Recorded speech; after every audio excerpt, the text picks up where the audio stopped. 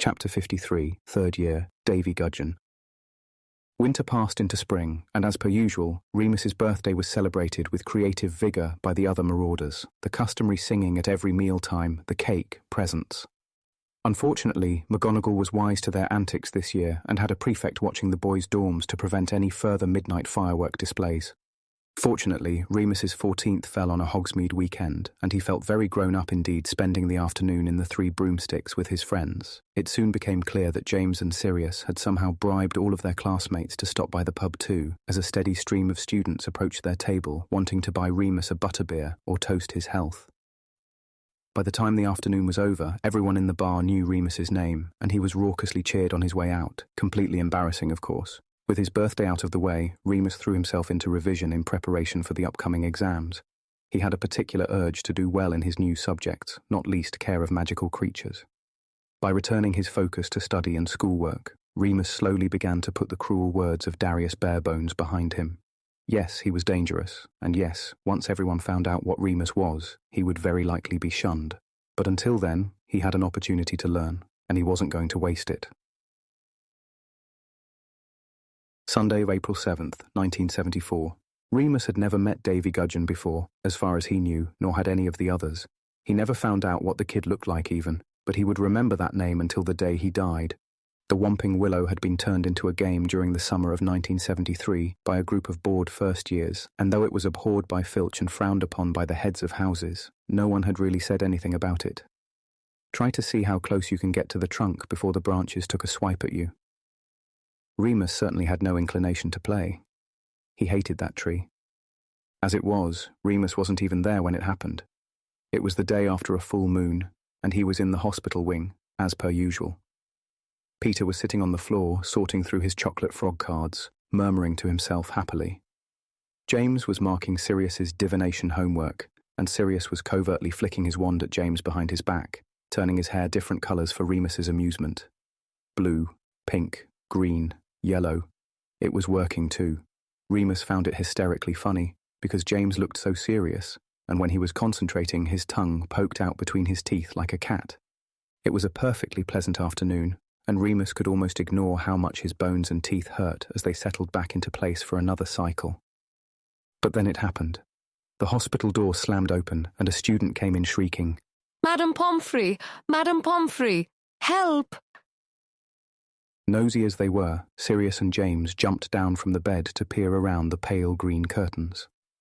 Remus sighed, leaning back on his pillow. He was accustomed now to the ebb and flow of the hospital wing.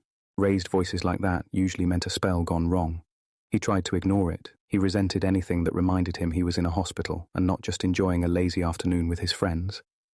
But James and Sirius remained out of view, watching whatever the scene was unfold, and when they turned back towards the bed, their faces were pale and serious. The commotion had grown louder. Remus was dimly aware of someone crying. "What is it?" he asked, more irritably than he meant to.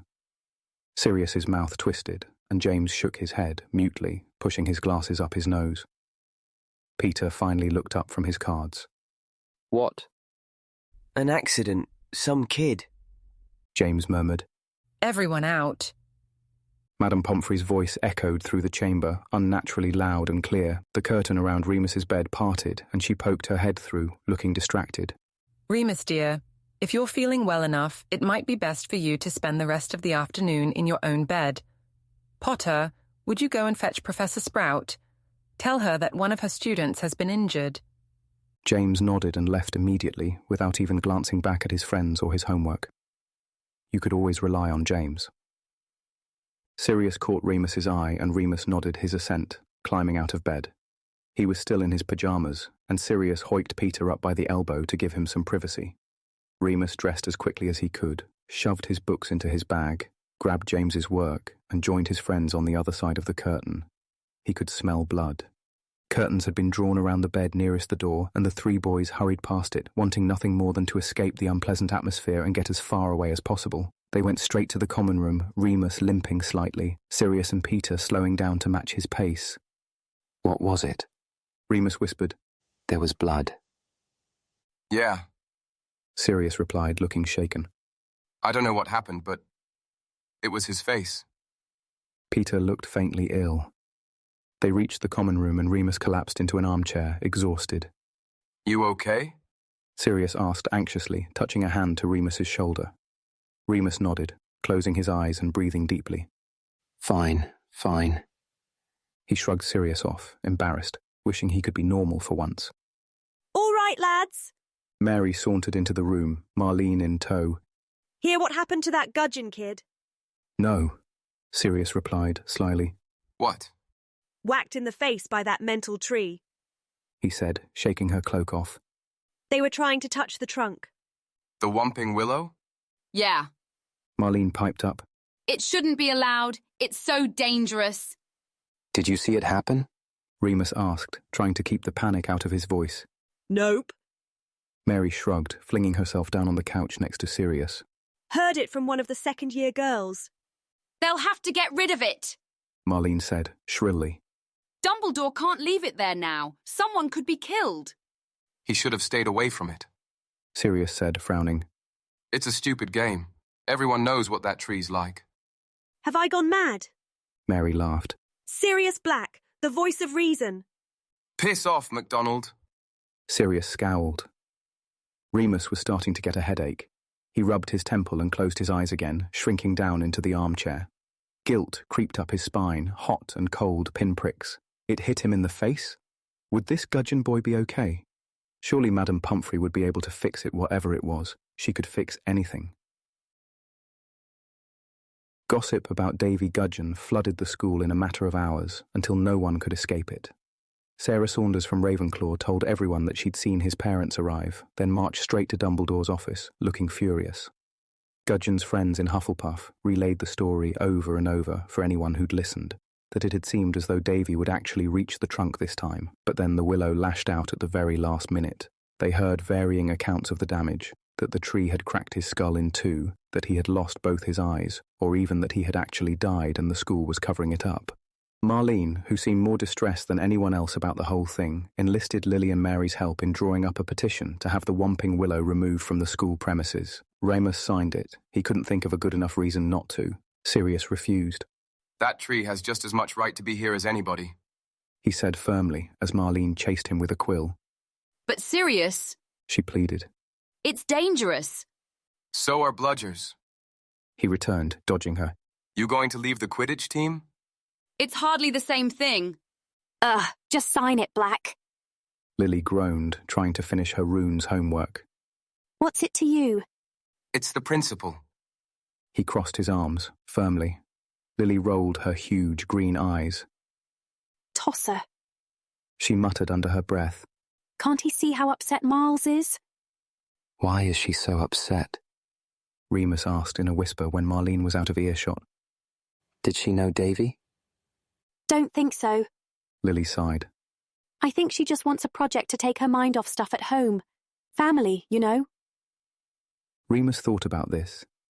He didn't know Marlene as well as he'd got to know Lily and Mary. Mary was so outgoing and would chat to anyone. In fact, if anything, she was a bit of an oversharer. Remus knew far too much about her snogging preferences for his liking. Marlene had always been the quieter, shyer one, less sure of herself, even in the areas she excelled. He didn't know very much about her family simply because it never occurred to him to ask about people's families. He didn't think the petition would really go anywhere. Dumbledore had given a speech prohibiting anyone from going near the Whomping Willow again, and that was all that had been said on the matter. The staff were clearly uneasy, and Remus had just been trying to keep his head down.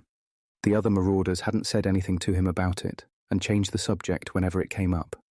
Usually Remus preferred not to discuss anything related to his furry little problem, but now he was beginning to wonder whether they secretly blamed him after all. James would never say it out loud, of course. Peter might. Sirius might say so and then instantly take it back. Either way, none of them said a word, leaving Remus's imagination to run wild. A week after the incident, Professor Sprout confirmed the rumour. Davey Gudgeon was now blind and would not be returning to Hogwarts for quite some time. Remus had been trying to avoid Sprout since it had happened. As herbology teacher, he was sure that she knew exactly what the Whomping Willow was doing on the grounds in the first place. His parents are taking him to America, where there are advances being made in ocular healing potions. The dumpy professor explained at breakfast. I am sure Davy and his family are very grateful for all of your well wishes. Remus felt a horrible sinking feeling in the pit of his stomach. When Marlene, Lily, Mary, and a few other students got up to present their petition, which had over 400 signatures now, Remus went with them. Professor Sprout accepted the petition and promised to discuss the matter with Dumbledore. She even awarded Marlene 10 house points for her efforts. They're not going to get rid of it, though. Sirius said later that evening when the Marauders were all alone in their room. No, I doubt it. Remus kicked a stray sock under his bed, hands in his pockets. So why did you go up? Remus shrugged. Felt like the right thing to do. I mean, Marlene's right. The tree's dangerous. Shouldn't be at a school. But? Peter started. I know. Remus snapped. I know, okay. You shouldn't feel guilty, mate. James said kindly. Gudgeon shouldn't have been mucking around like that. It's not your fault. If it's anyone's fault, Remus said darkly, then it's mine. That's stupid. Sirius said, bluntly, shaking his head. You didn't plant it, did you? I don't know if it's escaped everyone else's attention, but this school is not exactly safety conscious. It's built next to a bloody forest full of creatures more dangerous than a flipping tree. There's supposed to be a literal monster lying dormant somewhere directly below us. And, not being funny, but have you seen Hagrid? What's your point, Black? Remus sighed heavily, sitting down. His hip hurt if he stood up for too long. He was getting to be like an old woman. I don't know. Sirius shrugged. Shit happens. Don't blame yourself. Stop moping. Moping? Remus growled, his temperature rising. Fuck off. There's a kid who can't see because I'm too dangerous to be at school. Try telling Marlene what I am. I bet she'd get a lot more signatures on that petition. You're not dangerous. You don't know what I am. Remus hissed. You're our friend, James said, suddenly. Remus stared at him. It was a stupid, soppy, dramatic thing to say, but that was half of the problem with James. He so embodied those unrealistic values of loyalty, justice, and honour that he forced you to believe in them too. He sat next to Remus on the bed. You're our friend, and that's the most important thing, okay? He met Remus's glare and stared back, smiling. Okay, he said. Remus continued to glare and James inched closer so that their knees knocked together. Okay, he said, leaning forward now, his nose centimetres from Remus's. Remus knew this tactic. James did the same thing sometimes to cheer Sirius up. He never blinked. It was highly unnerving. And finally Remus laughed, ducking away. Okay. James laughed too and threw his arms around Remus. Thank goodness we couldn't lose you, Mooney. He cried. Suddenly Sirius and Peter followed suit, piling onto Remus, who found himself at the bottom of a very giggly scrum. Laughing despite himself, Remus tried to squirm out from under them. Get off me, you bunch of poofs. Ah, you love us, really. Sirius patted his head.